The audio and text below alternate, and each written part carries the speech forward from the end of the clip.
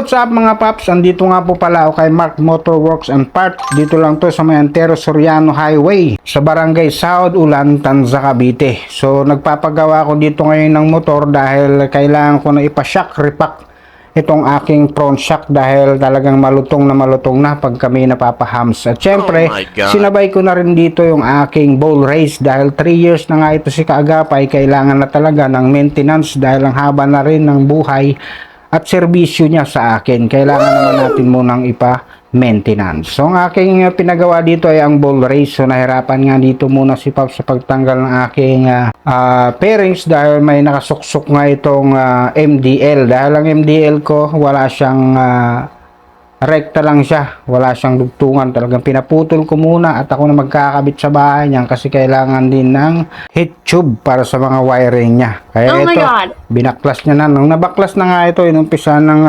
ayusin yung aking ball race. At isasabay ko nga dito yung shock repack. Dahil sabi ng iba, subukan ko muna magpa-shock repack kaysa bumili ako ng bago. Meron din naman silang mga proper tools na ginagamit sa kanilang pagtanggal ng ball race. Hindi talagang basta-bastang pukpok dahil talagang kakainin din yung bakal pag tinira mo ng flat screw. Di ba yung nakasanayan na natin, yung unang mekaniko, flat screw lang yung ginagamit. Ginamitan din dito ng W40 dahil medyo makunat na nga ito dahil 3 years na. Ayan po ang pinagbaklasan ng aking ball race. Talaga namang gamit na. May mga tama na rin kaya talagang lumalagatok na yung aking manobela. Itong front shock ko naman, ang pangalawa niyang tinira, nahirapan nga sa pagsungkit dito si kuya dahil matigas na, malutong na yung mga parts ng aking oil seal dahil tumatagas na nga itong aking front shock. Pero yung isa goods pa, pero yung kaliwa talagang may tama na, kaya kailangan na talaga ng maintenance niya. Ito pa lang, bumili rin ako dito ng kanilang fork oil na gagamitin natin sa ating shock sa harap. Kompleto na rin sila dito ng mga motor parts kaya wala ka na talagang hahanapin. Andyan na lahat, talagang lalabas kang tapos. Ito, winashing na nga pala ito. Talagang sinabo ng matindi para matanggal yung mga unang langis na naandun sa loob. Pwede pa naman daw itong aking tubo kaya yan din ang gagamitin niya.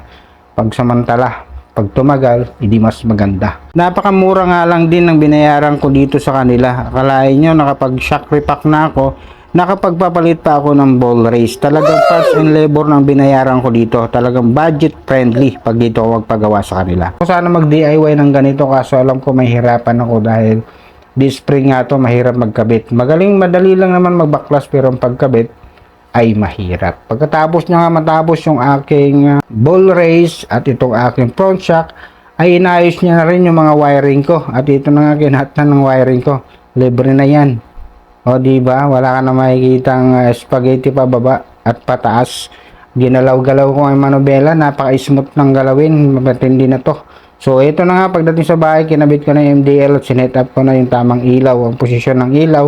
At siyempre, na-red test ko na rin para naman sa mga obstacle na dadaanan ko sa daan. Maraming salamat mga paps sa panunood. Kaya gusto nyo magpagawa ng ganito, kung dagatan sa Cavite kayo, message lang kayo at ituturo ko sa inyo ang tamang mekaniko na maggagawa ng motor nyo. Maraming salamat and thank you for watching. Please subscribe.